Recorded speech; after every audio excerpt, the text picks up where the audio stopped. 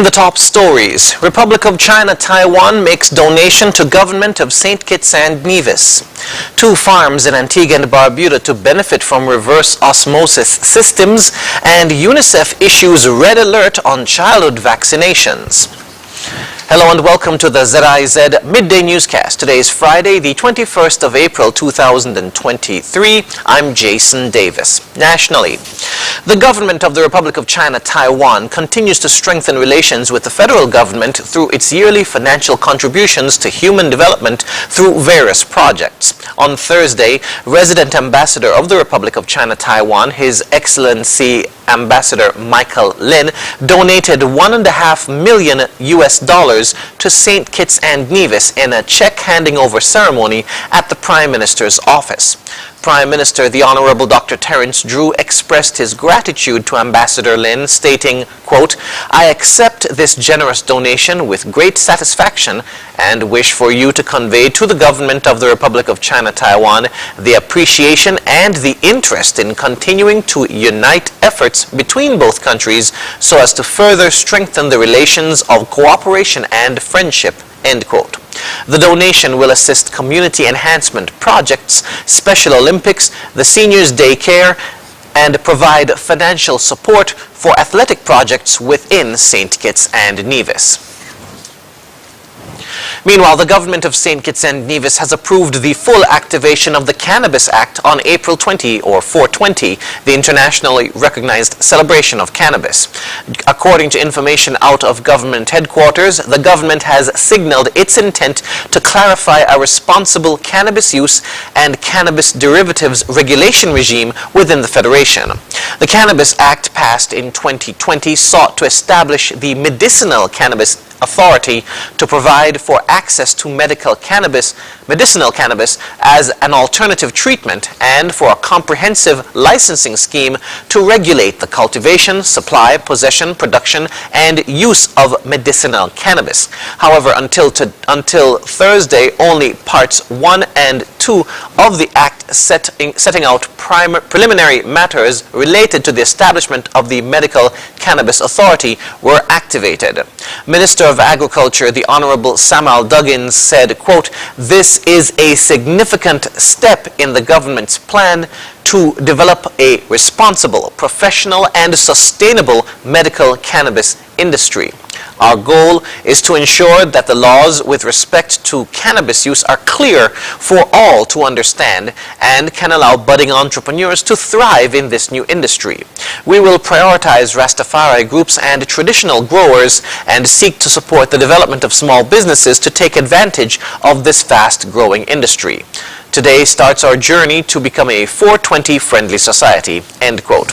With the new order, the Medical Cannabis Authority will have the legal authority to implement responsible regulation policies to kickstart the medical cannabis industry in the Federation. The Minister with responsibility for the Medical Cannabis Authority, the Honorable Samuel Duggins, can issue regulations to guide the industry. Prime Minister, the Honorable Dr. Terence Drew, stated that, quote, "The diversification of our economy involves exploring avenues like the medical cannabis industry, which can provide a sustainable income for our people. However, the government is also serious about tackling substance abuse and its impact on the society. That is why the Ministry of National Security is finalizing the National Substance Abuse Plan 2023 to 2028. We're a responsible government and will always act in the best interest of our people's economic growth and physical health." End quote. In other news, the Graduate Finance Project, where eligible persons can receive up to $100,000 at 5% interest rates per annum for a 4-year undergraduate degree, is taking a look at existing student loans. The program is being offered by the Development Bank of St. Kitts and Nevis with a 15-year repayment term. It was announced in April 2023 and only affects loans given by the bank. It includes $15,000 credit to service the student loan during that period, which eliminates the payment of interest for 4 years and 3 months. An update was given on Wednesday by Prime Minister Drew during a special interview with members of the media when he said, quote, "We're in the process of analyzing existing loans because that is of great concern to us. There will be some movement on that in the weeks ahead," end quote. The aim of the graduate finance project is to assist returning students with proposed savings of up to $50,000 or more. Moving now to news on the regional scene. In Antigua and Barbuda, a farm in Lightfoot is one of two to receive a reverse osmosis plant on a pilot basis. It's part of a project aimed at improving the country's food security through drought mitigation. Jamie J. Roche reports. The problem here is not water, it's the clean water for irrigation. Antigua and Barbuda Pensioners Association President Evans Bennett explaining the challenge his association has faced at its Lightfoot farm. The water system we were using here from this dam, big dam here, was contaminated, and we did not know until we did some soil tests. And in 2020, when we had severe drought, we recognized that the crops were actually burning from the salt contents from the dam. The Department of Environment and its partners have stepped in, providing a solar reverse osmosis system on its Adaptation Fund Small Innovation Grant project. The project aims to use solar-powered RO systems as well as a solar-powered water pump to provide water to agriculture or for agriculture. A relatively simple system. The solar water pump takes the water from the pond. That water travels through these pipes. Now these pipes leads all the way to the middle tank here, which is the raw water tank. Now this tank, from here the water goes to the RO system, which is in the blue container. There it is purified, and then it travels over to the tank to the far right. Now that's the clean water tank. That's where the farmers will get their water for their plants and animals. Finland-based Solar Water Solutions has manufactured and installed the system. We are able to produce approximately 260 gallons, imperial gallons per hour with the unit clean water. And the quality of the water we're getting there, it is actually really high quality. It is something you could bottle here and drink it. Stakeholders, including representatives from the Ministry of Agriculture, the Food and Agriculture Organization, and the Inter-American Institute for Cooperation on Agriculture, participated in a workshop Wednesday dealing with the design, operation, and maintenance of the RO system. The system will provide water for the pensioners' farm and other farms in this area. The team is also setting up another system similar to this by the end of this week in Creekside to serve farms in that area. From Pensioners Farm, I am Jamie J. Roche reporting for ABS News. In St. Lucia, the body of a 62-year-old man was found along the Bois Cachet Road on the Morn Thursday morning in an apparent hit and run. Loved ones are disturbed by the callous nature of the death. Police are searching for clues that might lead to a breakthrough in their investigations into this suspicious case. More in this report.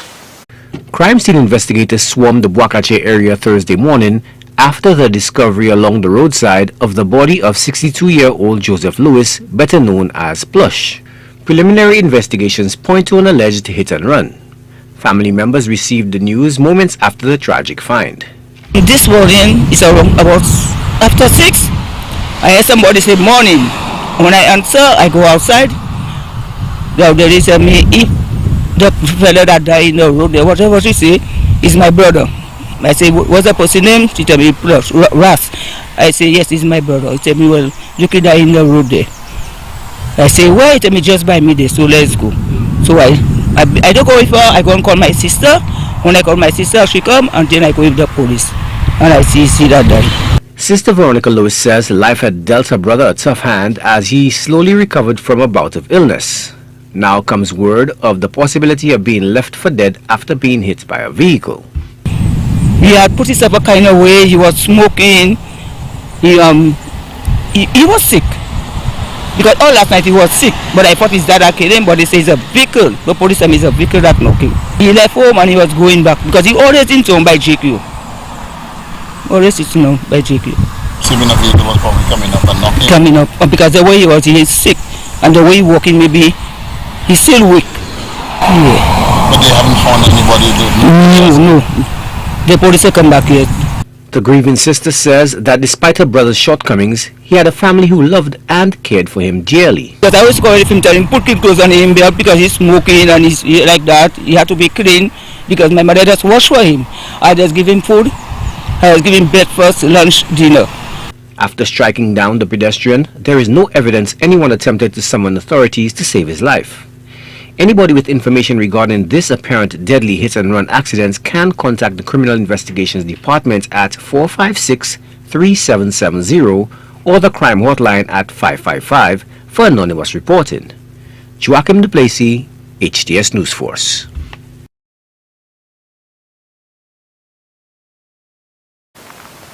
Internationally, disruption caused by the pandemic and subsequent anti-vaccine misinformation have set global childhood vaccination campaigns back decades, putting millions of children's lives at risk, says UNICEF. More in this Euronews report. A new UNICEF study shows people's trust in vaccinating children is falling around the world, and the decline has been accentuated by the COVID-19 pandemic.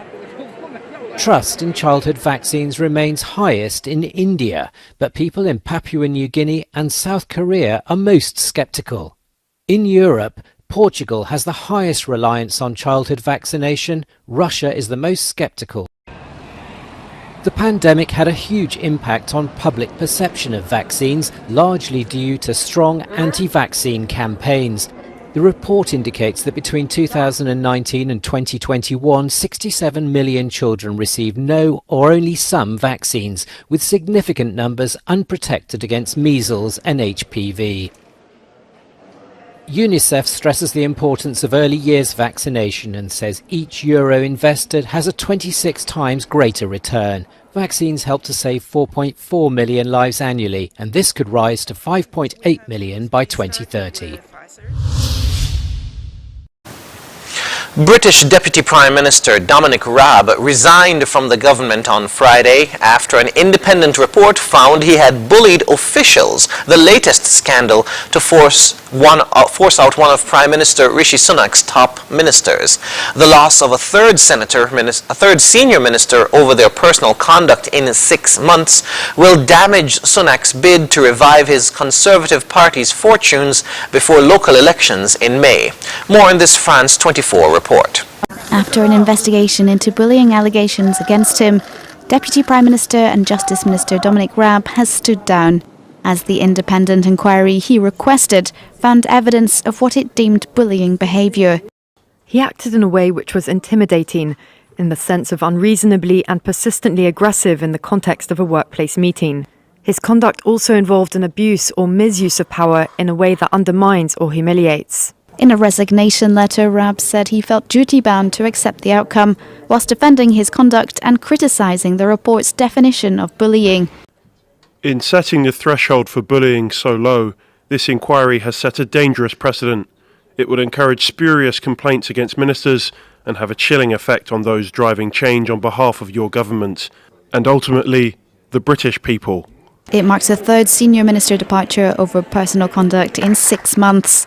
An embarrassment for Prime Minister Rishi Sunak, who entered Downing Street in October promising a government of integrity.